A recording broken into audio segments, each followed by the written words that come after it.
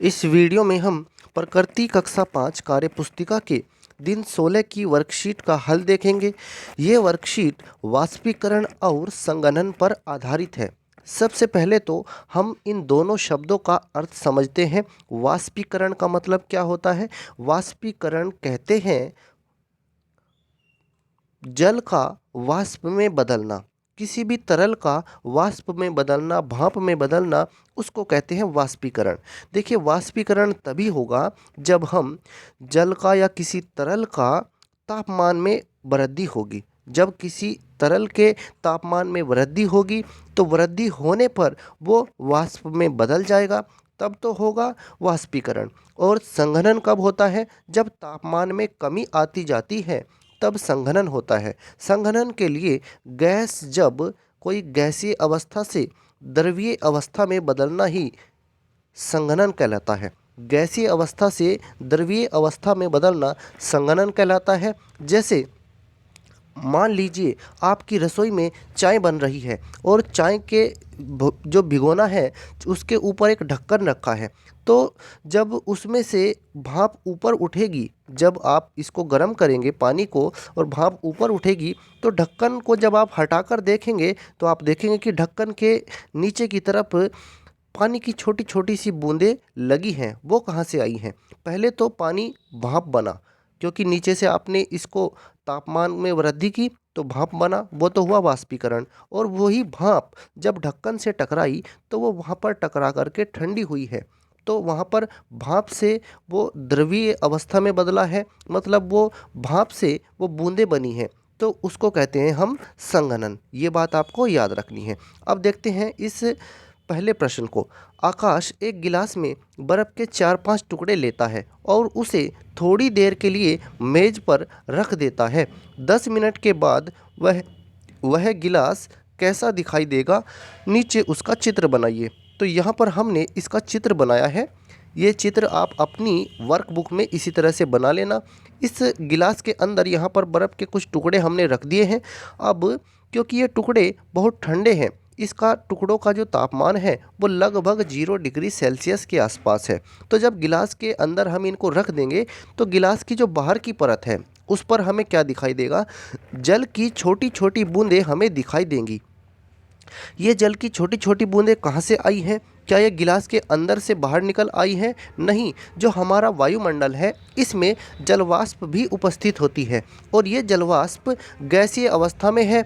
और जब ये इस बर्फ़ के संपर्क में आएगी, बर्फ़ मतलब ऐसे समझ लीजिए, क्योंकि ये 0 डिग्री सेल्सियस तापमान पर रखा है बर्फ़, तो ये गिलास पूरी तरह से ठंडा हो रहा है। तो जब ये इसकी बाहर की परत के संपर्क में आई तो ये बूंदों में बदल गई। कौन? ये जो जलवाष्प वायुमंडल में उपस्थित है, जब ये इस गिलास की बाहरी परत के संपर्क में आई तो ये ठंडी होकर यहीं पर बूंदों में बदल गई है। तो ये बूंदें उसी जलवाष्प की हैं। अब देखते हैं अगले प्रश्न को। इसमें दूसरे प्रश्न में हमें क्या करना है? आरती नीचे दी गई चीज़ों को फ्रीजर से निकालकर रसोई घर में एक मेज पर रखती है। थोड़ी देर के बाद इन वस्तुओं में से किस पर पानी की बूंदें दिखाई देंगी? देखिए, जब फ्रीजर में इन चीज़ों को रखा जाएगा, पानी को, मक्खन को, सेब को, तो ये ठंडी हो जाएंगी, बेहद ठंडी हो जाएंगी।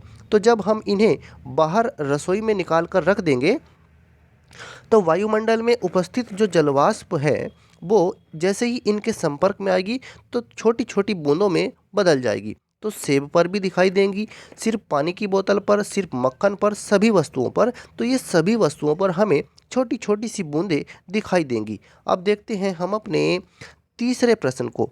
अजय एक प्रयोग के लिए केतली में पानी को उबालता है और एक एल्यूमीनियम की थाली को केतली के मुंह के पास रखता है। 5 मिनट के बाद उसे एल्यूमीनियम की थाली पर क्या दिखाई देगा?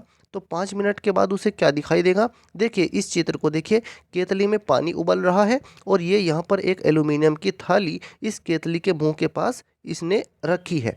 तो इससे जो भाप निकलेगी वो भाप इस पर टकराएगी थाली पर, तो थाली पर जब ये भाप टकराएगी तो ये ठंडी होगी, टकराने के बाद ये ठंडी होगी। तो पहले तो छोटी छोटी बूंदें बनेगी, यहीं पर ठंडी होगी और यहीं पर छोटी छोटी बूंदों का रूप ये ले लेगी। तो इस पर थाली पर हमें क्या दिखाई देगा, पानी की छोटी छोटी बूंदें देखने को मिलेंगी। बाद में ये छोटी छोटी बूंदें बड़ी बूंदें बनने लगेंगी आपस में मिल करके और फिर नीचे टपकने लगेंगी। बाद में बनेंगी बड़ी बूंदें, पहले बनेंगी छोटी बूंदें। तो पानी की छोटी छोटी बूंदें देखने को मिलेंगी। अब बढ़ते हैं अपने अगले प्रश्न की तरफ। उपरोक्त चित्र में होने वाली क्रिया को आपने और कहाँ-कहाँ देखा है? देखिए इस चित्र में हो क्या रहा है, पहले तो पानी पानी से क्या बन रही है, भाप, फिर भाप से क्या बन रहा है, पानी, यानी कि यहाँ पर वाष्पीकरण हो रहा है पहले तो, फिर उसके बाद संघनन हो रहा है। दोनों क्रियाएं साथ साथ हो रही हैं।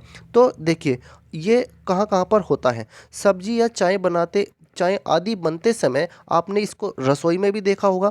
जब सब्जी बनाते हैं तो जब सब्जी में जो पानी होता है, पानी उड़ता है भाप बन के और उसके ऊपर जो ढक्कन रहता है, ढक्कन पर पानी की बूंदें इकट्ठा होने लगती हैं नीचे की तरफ और वो कुछ उनमें से नीचे भी टपकने लगती हैं। तो वहाँ भी देखा होगा। चाय बनती है तब भी आपने इस तरह से रसोई में देखा होगा। और वर्षा भी एक प्रकार का संघनन ही है। जो ये बारिश होती है, वर्षा होती है, पहले पानी भाप बन कर के उड़ता है, फिर ये जब ऊपर पहुंचती है जलवाष्प तो ऊपर इसका तापमान घटता चला जाता है, तो ये ठंडी होकर के फिर बूंदों के रूप में नीचे गिरने लगती है। ऐसे वर्षा होती है। तो ये क्रिया वर्षा के समय भी होती है। ओस का पड़ना भी संघनन ही है। जो ओस पड़ती है तो ओस पड़ना भी इसी क्रिया के अंतर्गत आता है। जलवाष्प पहुंचती है ऊपर, फिर उसके बाद रात के समय जब तापमान में कमी आने लगती है तो ये जो ओस पड़ती है रात को, तो ये जो वाष्प ऊपर पहुंची है ये ठंडी होकर के छोटी छोटी बूंदों के रूप में नीचे गिरती है। तो ये ओस भी इसी तरह से होती है। ओस का पड़ना भी संघनन ही है। तो आप और भी उदाहरण बता सकते हैं इसके। तो हमने ये 3 उदाहरण बताए हैं, और भी उदाहरण हो सकते हैं। तो इस तरह से हमने दिन 16 की जो वर्कशीट है उसका हल देखा है। अगर आपको इस वीडियो में कुछ अच्छा मिला है, कुछ सीखने को मिला है, तो कृपया करके चैनल को सब्सक्राइब कीजिए, वीडियो को शेयर कीजिए, लाइक कीजिए। धन्यवाद।